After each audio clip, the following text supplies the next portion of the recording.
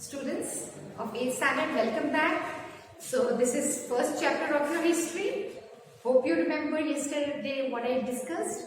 Again I'll revise. Okay, so that you may not forget. The first important thing we discussed was dates.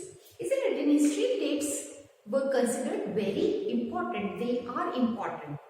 But earlier, when historians wrote about some events, they focused on the dates of the rulers, when he was born, when he died, and so on. But later on, historians felt that such things are not that important as we should look at how the people lived, the changes that took place in the society, in the culture. So that is also very important. Then only we can compare the past with present, because that is important what we are learning from the past. So that thus the thinking changed regarding the dates. In the beginning, very earlier, when historians wrote history, their focus was on dates as well. Every date of especially the rulers, and they ignored the common men. But in modern history books, we find that how people lived, and the changes, process of changes overall is also mentioned, and in regard to that, dates are mentioned. Now, second thing that we discussed yesterday was which dates have to be taken in account when you are writing history. So now let us look. Yesterday we discussed about Britishers, that when they were writing about Indian history under their rule, their focus was on their rule. Their governors, one after the other, they came up to the last Lord Mountbatten, Viceroy, Lord Mountbatten, and their achievements and their policies and plans. Only that was discussed. Whereas the common men were just ignored. How they lived, what were the problems, what were the changes in the society, all that was ignored. Now, after the Britishers, when Indians wrote that history of India under the British rule, it was quite different. They were conscious about the people who were living here, what were the circumstances, what were the problems, how they united, so that we find dates accordingly. And history rewritten of India under British that way. Like for example, revolt of 1857, which was the beginning of the unity among people against the Britishers. So this is how we focus. It depends when we are writing the dates of history. It depends on the events. Which events are we focusing on? Okay, so they were Britishers, when they wrote about Indian history, they were focusing on their rule, their achievements in India. But when Indians were writing Indian history under British rule, they focused on the people, the problems, the changes, the intellectual, political, and so on. Okay, so this watch, which dates are to be taken in account. Now, how do we divide the periods? Now again, we looked up at James Mill. In 1817, he was yesterday we discussed, a Scottish economist, a philosopher, political philosopher, and he divided Indian history into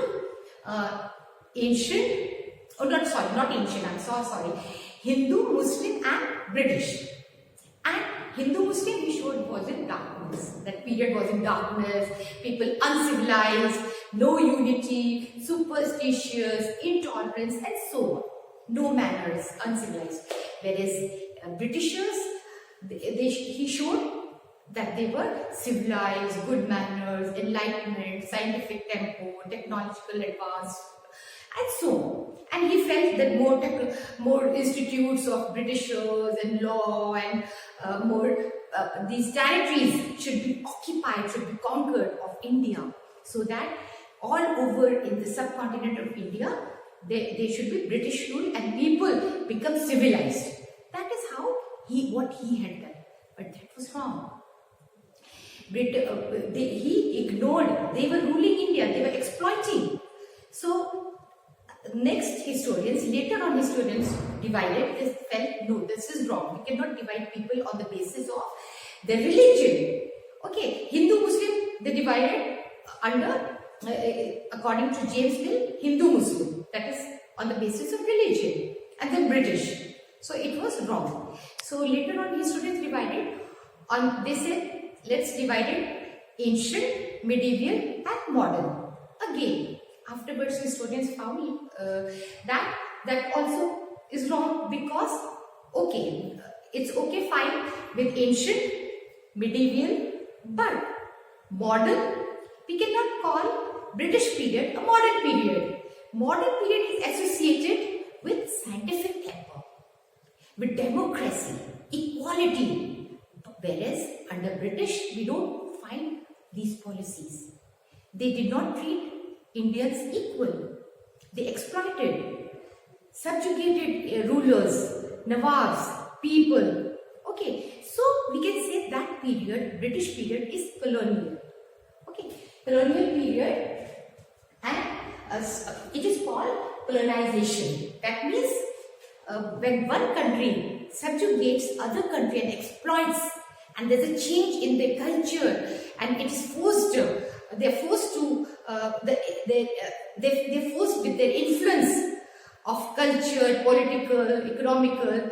Such a thing or such policy or such a rule is known as colonization. Okay, so that is what we understand. So historians, according to later on, historians say no, it was ancient, medieval, colonial, and then modern history. Okay, it was only afterwards modern history. Now next we come, how do we know what happened in 250 or 250 years ago? How do we know about it, about British? Okay, so now British, let us look at British rule. British brought the culture of writing that we have today. Everything is noted. If you see in offices, everything is noted. Of course, we have computers, so it is printed, copies are made, it becomes easier. So they began the culture of writing. Everything, whatever policy, whatever plan, whatever they had to take the decision, it was in writing. Okay, and then debate was held, agreement was there, then again writing, and these letters were sent, copies were made, and records were kept, and they also began to have record rooms. Like we are following the same the policy of Britishers. If you happen to see in your school also, you must have seen that our office, the office in which clerks and all sit, just next to it is the record room where the files are there, all the records are kept. So it began from Britishers, that they had a record room. All the administrative offices had a record room attached to it. And in these record rooms, they kept all the records, and they had the culture of memos, noting, and letters, and a recorder and report writing. So all this began in this era, but under British. And they kept the records safely, even afterwards in archives and in museums. Many museums were established. There we find these letters. Even today, if we want to read, we can always go there and read and get an idea. So this is what we, and then of course, earlier in the beginning of 19th century, we don't find printing press. So they were written by calligraphists. Calligraphists are the people who write beautifully. Okay, so they used to write these letters. Copies had to be made. So the calligraphists wrote the letters which had to be sent. The copies had to be sent to different offices. So, but then after, in middle of 19th century, we find the printing press had already appeared. So easily they could get prints of the letter. Next was the culture of survey. They began the survey. They felt that for the smooth functioning of the administration, survey was very, very important according to the Britishers. And they survey was done for everything and in minute detail of villages, of towns, of forests, and the soil, the topography, the crop, and the people. Then census. Census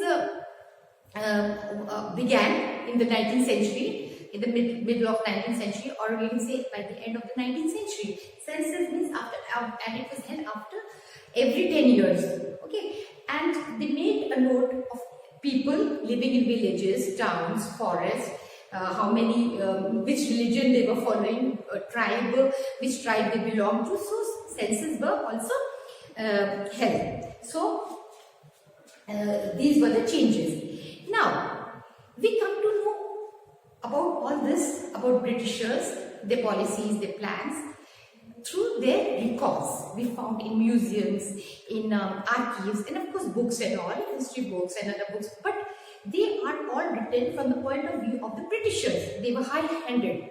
Okay, we can get a glimpse when we look at the letters, when we look at the books written by English writers. But what about the Indians? How do we know about them? So they were thinkers, they were educationists in India, and they were writing books. So we come to know about those people, those who were literate from those books. And they have written even about the sometimes poor also, or those who were not so well off, or the condition of the country through them. They have written books, they have written biography, autobiography, the diaries. Then there was newspaper had also begun to be printed, and we come to know all this. But what about the tribes? So nobody wrote about them. So not much was written about them. But then historians don't leave anything unleft. They don't leave things. So they will, in the next chapters you will read about them and how things were found about these tribes. And of course caves and the inscriptions and all you will read about in the other chapters. Yes students, so I hope you have understood about the Britishers 250 years ago. How do we come to know about the Britishers? Okay, now let us look at some of the pictures that we find in museums, in books, in history books, and they depict, they tell us more about the Britishers, their attitude towards India and the subcontinent, the people, the culture. Okay, so let us look some of the pictures. Okay, now picture 1. Yes, picture 1 is, you can see here this picture. Now Robert Clive, Governor General Robert Clive had told James Bennell to draw the map of India in 1782. He had told him to draw map of India, and he was very enthusiastic.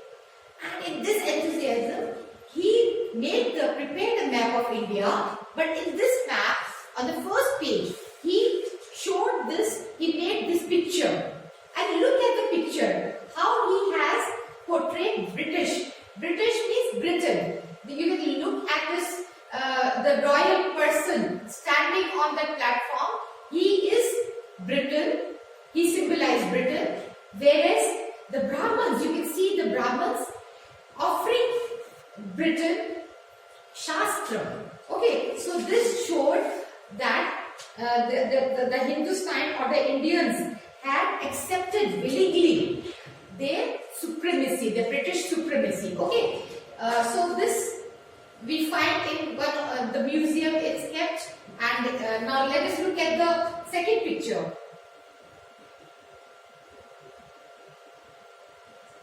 Now here, this picture is. Now look at the second picture. Here you see this person. This person is the Prince Arthur, the second son of Queen Victoria, on a horse. And behind him we see the palace, Indian palace.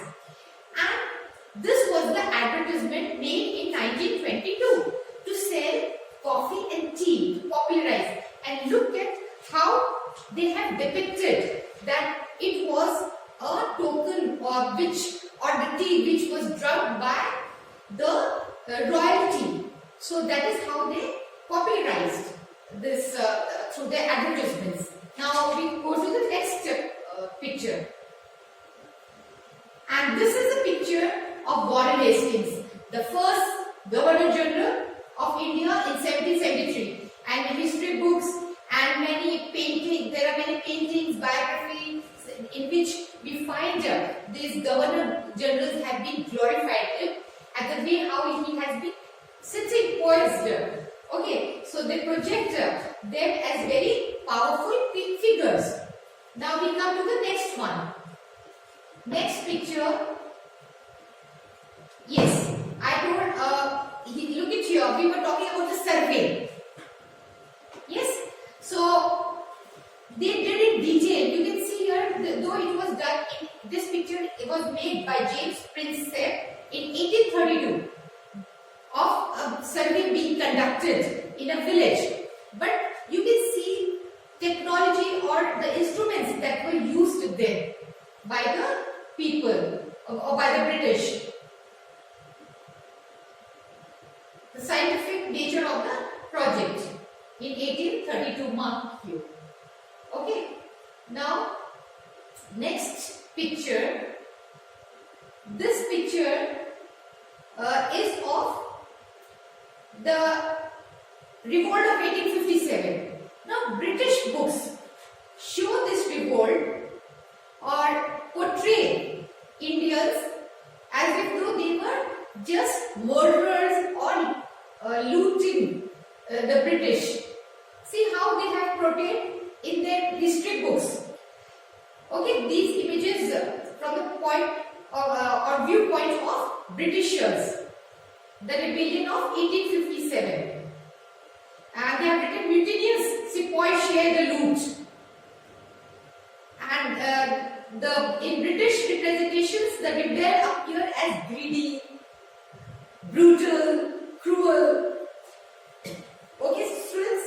So these are some of the pictures that we come across, and there are many more which help us to understand the attitude and the nature of the British. Now children, after this you complete your question answers. I am sure you must have understood the lesson and you must have enjoyed also, and it's good that you are learning through these videos. You can always pause and you can again play it back. Okay, so replay again and again and watch and understand, so your history becomes easier. And now complete all your question answers and your worksheets. Okay, so I'm sure, and if you have any doubt, you can share either in comments or in WhatsApp.